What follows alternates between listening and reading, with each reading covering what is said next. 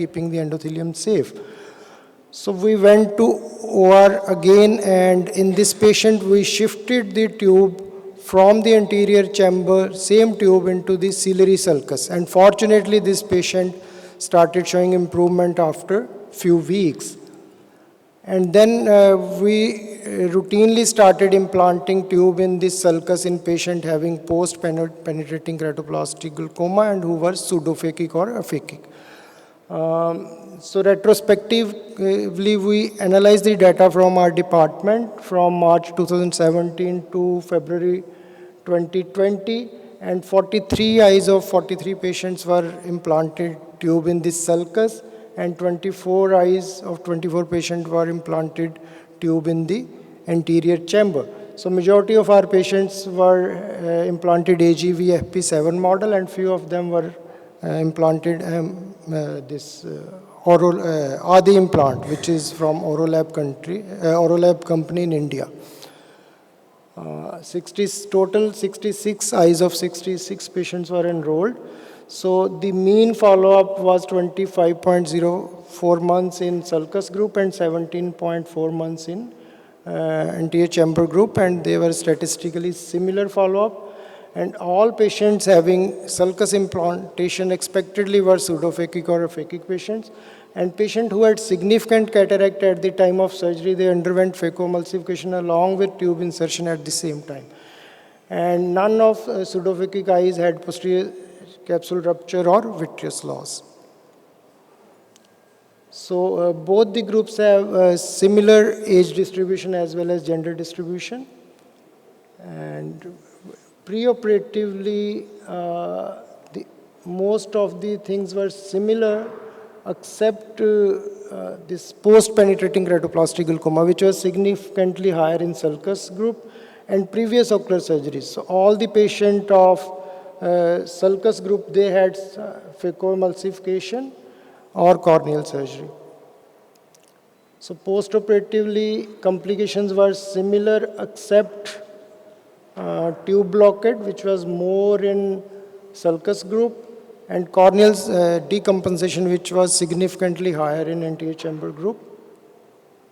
And success rate was statistically similar in both the groups, and hyphema was little more in ciliary sulcus group, hypotony was more in anterior chamber group, and decompensation higher in, again, anterior chamber group.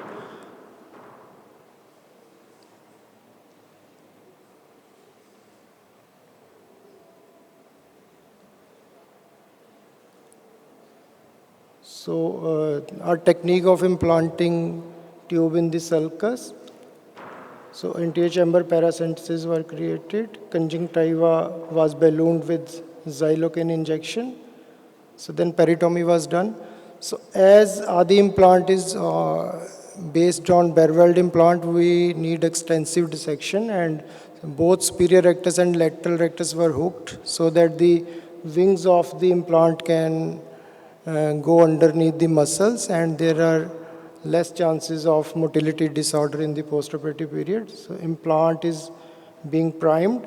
So both the superior rectus and lateral rectus have been hooked. So the wings of the implant, they are put under the recti muscles, and then it's fixed to the underlying sclera with 90 nylon.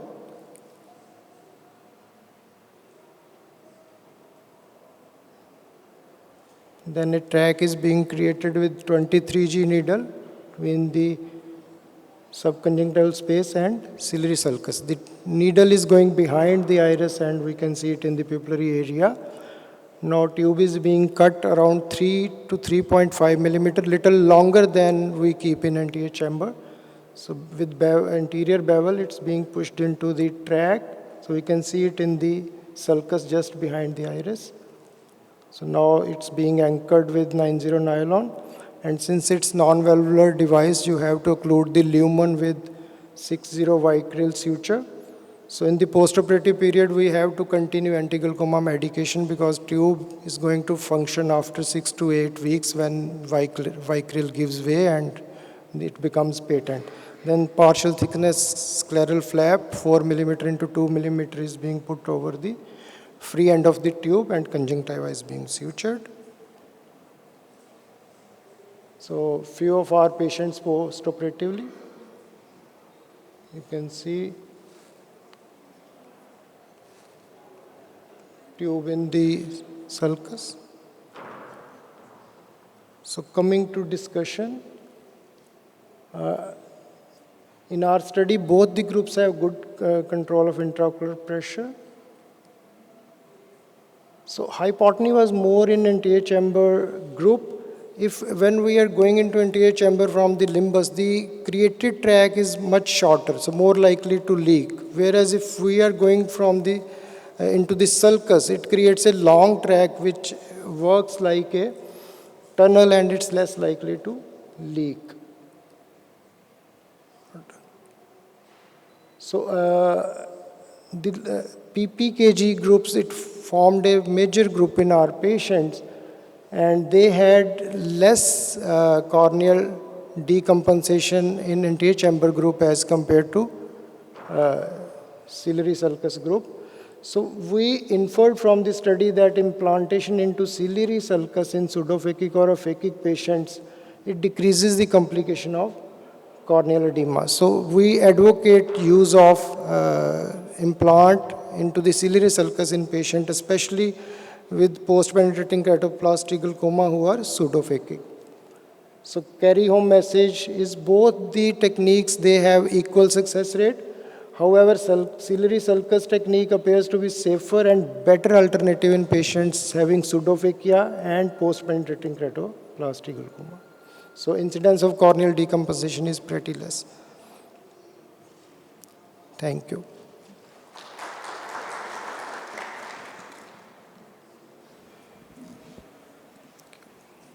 So we move on to our next speaker, Dr. Zainab Osurkar, and she would be talking about a review of cyclodestructive procedures for the treatment of glaucoma.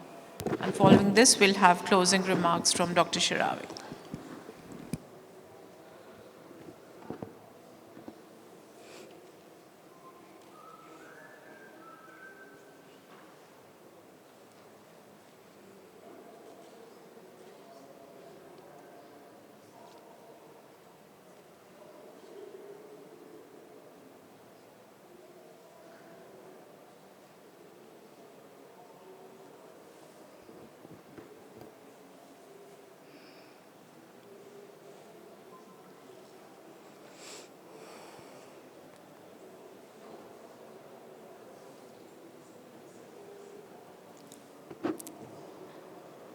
Would you like me to check?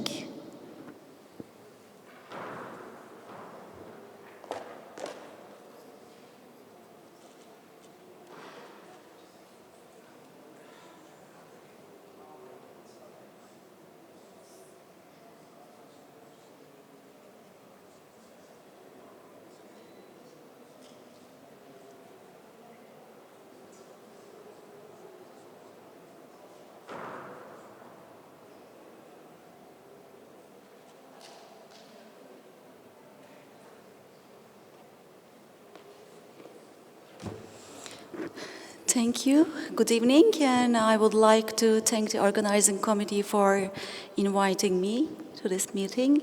And today I'm going to talk about a review of cyclodestructive procedures in glaucoma practice based on a recently published review article. As we all know, in traditional glaucoma treatments algorithm, we apply meds first, then lasers, then surgery, and finally cyclophotocoagulation, as we know CPC shortly.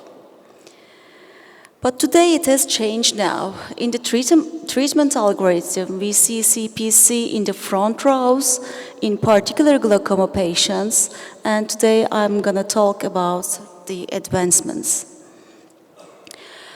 This review highlights the safety and efficacy of various cyclodestructive modalities, emphasizing articles from the last 20 years and the most common variants of these procedures.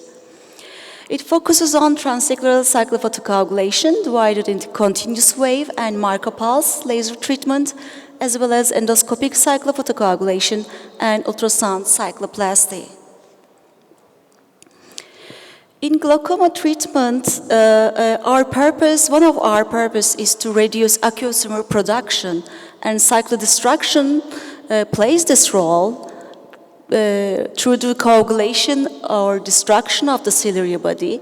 But as we all know, earlier variants were commonly associated with complications, and only few of the cases had a sustainable, clinically significant reduction in IOP in the long term.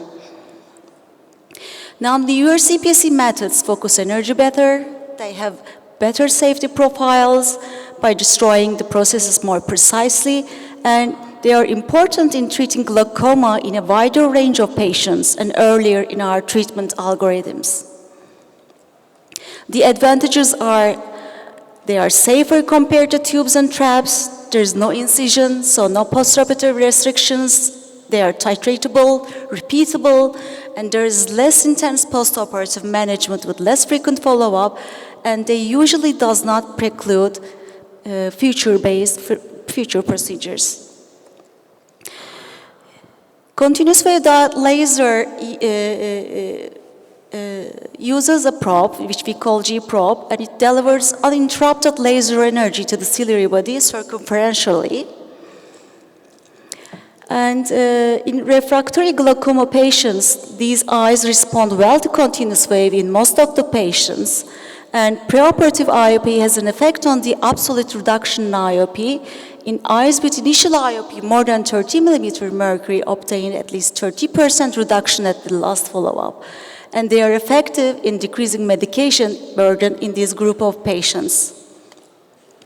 In neovascular glaucoma, IOP control is a challenge. However, one study showed that the continuous wave showed similar long-term results when compared to Ahmet glaucoma valve implantation, suggesting that this non-invasive surgery can replace an invasive surgery. And continuous wave is not without complications, both structurally and functionally, and it is also associated with decrease in visual acuity. Retreatment is needed mostly in younger patients, in traumatic eyes, and secondary glaucoma after vitreoretinal surgery. Micropulse transscleral laser treatment was introduced in 2015 with better safety profile, and it utilizes energy separated by periods of rest, and during the off-cycle, collateral tissue damage is aimed to minimize. It decreases again IOP in a wide range of glaucoma types, and IOP reduction is strongly correlated with baseline IOP.